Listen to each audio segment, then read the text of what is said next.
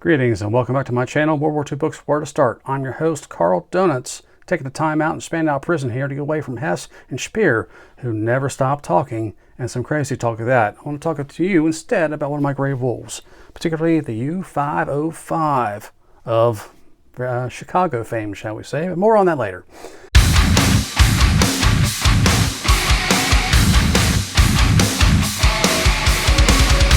So this is by Hans Gobler, first published in 2004 to the tune of about 375 pages total. It's a memoir, and written in late life down in Florida, and during the later stages of which he was struggling and failing against cancer. So it's kind of a looking back perspective, but he manages to convey the enthusiasm of youth when he was 19, 20 years old in the U-boats very successfully. Not much nostalgia from an old man's perspective, plenty of nostalgia, but in his heart and mind, I think he was still like a 19, 20-year-old. So anyway, his father was a POW during World War I on the Eastern Front, so he was experiencing the wonders of a POW cage somewhere in remotest Russia / Soviet Union, somewhere in 17. He was captured, I think. So he grows up with that heritage of disliking Bolshevism intensely. And that's going to be a recurring theme through the book. Volunteers for the Kriegsmarine, though, doesn't want to go Army. And ends up initially assigned to U105, but when he gets to the U-boat base, he is transferred unceremoniously to U505, and that saves his life eventually because U105 is lost with all hands in a subsequent patrol. So very enthusiastic about the boats, despite the primitiveness of them. He's very eager to serve, very happy to serve the cause, and believes in ultimate victory. Another theme that comes back over and over again. He believes in ultimate victory even after he's captured, so he says, up until the very last day of the war, and it's kind of announced as a shock to him that they lost. I take that as a sailor's yarn. I don't really believe that, but anyway. First skipper is pretty responsible, moderately successful first patrol. Second patrol's going okay until they run out of targets in the Caribbean / off the coast of Central and South America. And he's also coming down with appendicitis, although it's just a grinding pain in his gut at the time. He doesn't really know what it is. And U-boat control does not want him to come home yet. They want him to carry out the patrol. So he, out of frustration, one day attacks a neutral sailing vessel of something like 125, 150 tons, and sinks it with gunfire. And that kind of changes the fortunes of the 505 forever afterwards. And whether you're superstitious or not, cannot be denied that after this sinking, nothing went right for the boat. It was, at the time, it was called the Romar, O-R-O-R-A-M-A-R. And on U-Boat Net, the name has been changed to the Urious, U-R-I-O-U-S. And I don't know whether that's a post-war assessment that the sailing vessel was actually misnamed or misidentified. I don't know, kind of curious, but just one of the history's little quirks there. So when they do get back to port, the skipper is relieved. He's got an appendix taken out, transferred to U-boat headquarters, and eventually to Speer's Ministry of Armaments. Ends up late war in one of those last-ditch anti-tank units, doing nothing as Berlin is about to fall. But he survived the war. Good for him. So the next guy along, though, is Peter Czech, and here's where the real misery sets in for 505. So this guy's kind of got NAZI written all over him. He's kind of from the Gunther Priem school of command, where you treat your crew like dirty peasants and not apologetic about it. He may have known his stuff, having been the XO of Johann Moore's U-124, but his command style does not lend itself to a hardy and engaged crew. Add to this, his handpicked XO apparently and he have a personal relationship that goes above and beyond the call of duty, shall we say, which is quite shocking for 1940s, right? And you got a contained sardine can of a U-boat crew who observe this hand-holding and private converses and a lot of whispering going on between these two men again and again on the boat. That had to be disconcerting at the least, and outright, I would say for the times, disgusting at the worst. And it's amazing no one broke ranks to report them. It really is. Even within the camaraderie of the crew and diligent obedience to every order given, this was a big no-no in the Third Reich, right? Paragraph 175, it says there's explicit and harsh punishment for such offenses. But nobody broke ranks, not a enlisted, not an NCO, not an officer, to report this guy. Interesting. But the patrols are negative and bad, and I think it's the second or third one out. They get bounced by an aircraft over in the Caribbean, and a condition on the surface where they could not submerge fast enough. And this attack is weird because they actually managed to hit the U-boat hull proper instead of straddling side by side with a bomb. And the effect of the blast vented upwards and hit the aircraft that was attacking, and it was lost with all hands. But the damage is so extensive, it takes 2 or 3 days wallowing on the surface to get them in a condition just to limp home. And they are just really lucky not to have been caught by anybody else on the surface during this time. So when they get back to port, it's assessed that this is the worst amount of damage any U-boat has ever suffered and lived to tell the tale. And here's the real Rime of the Ancient Mariner saga coming in here, because at this point, it's late 42. This thing becomes a hanger queen and an albatross around the neck of both the crew and the Kriegsmarine. They pour endless amount of resources and time and money into repairing the 505. Deck guns stripped out, the whole anti-aircraft loadout is refurbished and augmented. Got a new conning tower welded on there.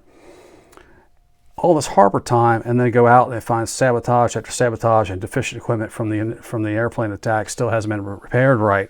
So they're sorting, they come back, sorting, come back, sorting, come back, over and over again.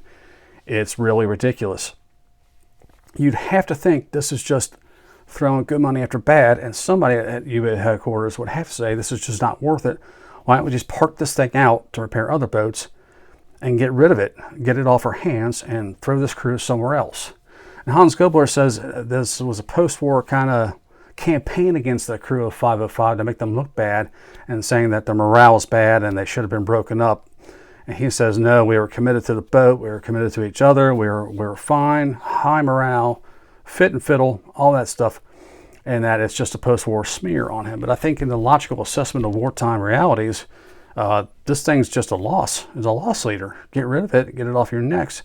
And I don't know where the thinking process was so askew on this that you would not make that assessment in wartime, especially naval staff officers, pretty intelligent people. But at any rate, they commit to the 505 and they keep her in service, with the effect that eventually she sails, after like a year of repairs, finally gets out on patrol, and check breaks during a counterattack. He breaks and kills himself with a pistol shot to the head. Now, this has to be a mind-bending moment for a U-boat crew. The XO, who has grown and matured since his first assignment to the 505, takes over and ably cons the boat back to base. They have to, put the body in the bunk and give a minimal explanation to the crew. Oh, the captain died. But this had to be just absolutely a shock. Just your captain just abandoned ship, so to speak. He just checked out on you. And this is labeled as a unique event in the war, but having just recently read Clay Blair's second volume of the Hitler's U-boat war, I found there were 2 other instances where U-boat skippers killed themselves during Allied attacks when they felt their boat was going down. To some extravagant circumstances in both situations, but it was actually not a unique event in the war. However, this had to be just mind-boggling to the crew. So Donis instead, again, instead of me, I had to, well, I was actually chief of the Kriegsmarine by this time, but whoever my subordinate was, I think he bungled it here again. He puts a seasoned guy in, the oldest U-boat commander in force, 40-year-old guy, come in to steady the crew and get things back in order. And that he does. But at this point, of course, the war has passed the U-boats by. So there's no effect here. There's no sailing off to glory. There's just doom and despair. Their biggest achievement here is to rescue the crew, part of the crew of a sunken German destroyer that had got into a tangle with British cruisers and lost. And that's a revealing yuckety-yuck scene in itself. You got 70 or so rescued crewmen from this destroyer below decks, 125 guys total or so, 150 on this boat, no room to move.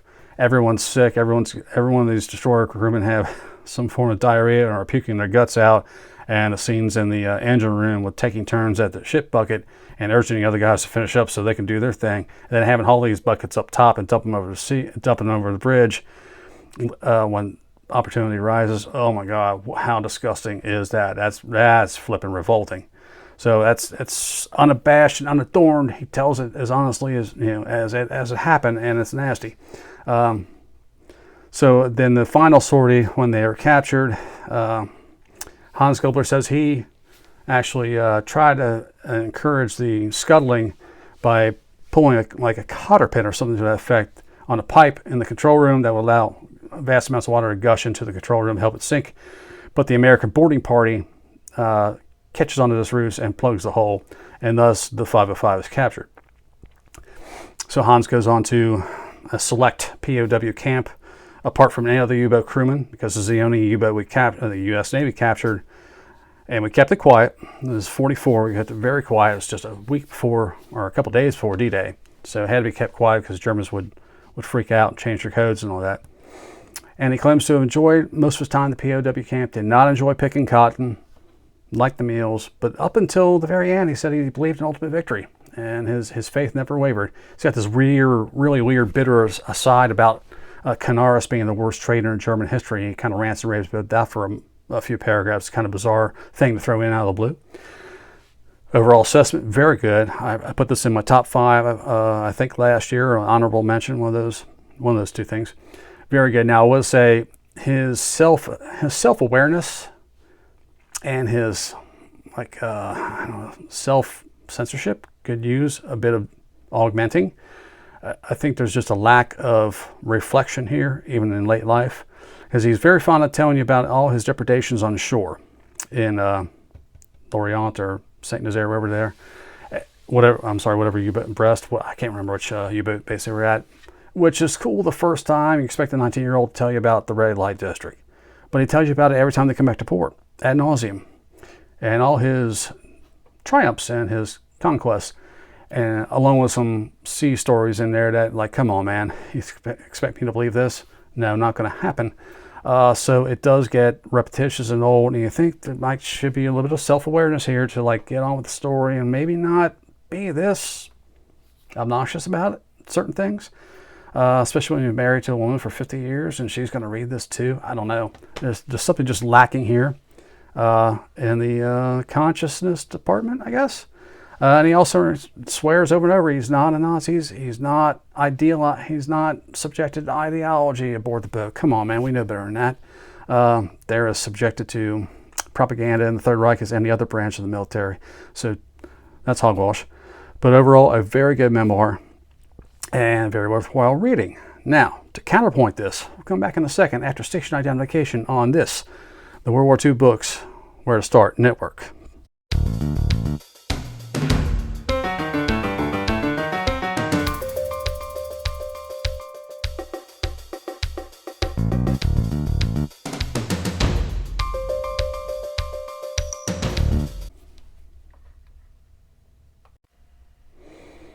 All right, and then we come back with the counterpoint to Steelboat, Iron Hearts.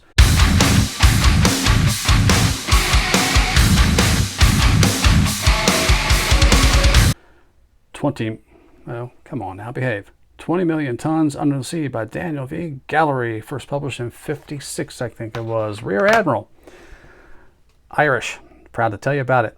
So this was recommended to me by a viewer last year or a year and a half ago by now, and response to a different U-boat video, and I finally got around to it, and I think it's a great counterpoint, a 1-2 punch to Hans Gobler's memoir. It's fantastic, getting bracketing the battlefield here, getting both sides of the story, and it's a hoot. It really is a hoot. But initially I was kind of put off by gallery style. It's very punch you in the face up front and a bit hokey at first. It takes you a little bit of time to get into his writing style, but once it settles down into the narrative, it's fine. But it's a bit of a, well, what are we getting into here with this guy's brashness at first? So be prepared for that. He's got a few phrases he likes to throw at you over and over. One of them one of them is weak sister. He likes to repeat that over and over. Definitely a creature of his time, and unabashed about it. first in command of a airbase at Reykjavik, Iceland, I believe it was. And tell you about the fruitlessness of Catalonian patrols, but the necessity of them in the first step of countering the U-boat threat, and some of the shenanigans they engaged in Iceland to keep themselves occupied and amused, aside from the whiskey bottle in the officers' club. Some pretty interesting stuff there. And then kind of hops, skips, and jumps to his command of the hunter-killer group, centered around his carrier, the Guadalcanal 44, and the run up to encountering the 505 and its capture. And here and there some really good stuff in there, especially about how they, without revealing Ultra, obviously, is 56, using their search methods to box in a U-boat and hunt it down on a bearing. Even with Huff Duff, it was still sometimes a bit of a guess as to where you might actually find this boat, or any particular boat. And he says, you know, they could have encountered 505 like a week or 10 days before they did, having run down a bearing, but somehow with the radio communications and some garbled transmissions or whatever, they kind of missed it and probably ran right over her and came back a week later and kind of found her by a whoopsie accident when they weren't actually looking for her. So all the vagaries of war in here, it's not just a matter of cut and dried. Oh, we got the intel from Ultra, and here's a broadcast. We know exactly where the boat is. Go find her. Go fetch. You know, it's not that easy. So that's kind of interesting, and their use of sonobuoys and the patrolling methods, and its difficulty with recovering Avengers and launching Avengers off the Guadalcanal. Pretty good small gritty details there. And although he never says an Avenger is an Avenger, it's always a turkey. And if you don't know that slang, it might be kind of wandering around a little bit like, what is he talking about? What's a turkey? I don't get it. And he doesn't bother to explain it. So you got to know, I guess. And it's kind of a local color and color at times. So the capture of the 505 is his defining moment for glory in the war. And he's very happy to do it, plant the flag and all that. So previously recently he had gotten the scalp of another U-boat commander, Werner Hankey. Captured him, U515, a Diamonds winner. Was he a Diamonds winner? I think he was a Diamonds winner, at least swords. And that's fascinating. And looking back, Gallery thought had he planned better, he could have captured the 515 also. So he was determined not to screw it up again, and he and his officers and commanders of the escort ships had all worked out elaborate plans on how they were going to be able to board a surface U-boat and not scare it back into submerging. A matter of timing and getting through the scuttling charges and all that. It's very good stuff there. And his interview with Werner Hankey and his threat to turn him over to the British for trial and hanging. Very good stuff. Stuff with the 505. He corresponded with Axel Loa, the very first skipper of the 505, as I talked about. So he had some inside information there, although he's not averse to a little bit of colorful interpretation of real events. His account of Czech suicide is a bit fanciful and quite different. So he's not afraid to throw a little color in here to spice the story up, shall we say. But it's all, very good. But there's still some other omissions by Gallery. He doesn't mention how pissed King was that Gallery did this without authorization, without a by your leave, on the very eve of, like 2 days ago before D-Day. That's bad timing, and they keep this thing under wraps so no one finds out. King was ticked and was going to court-martial him.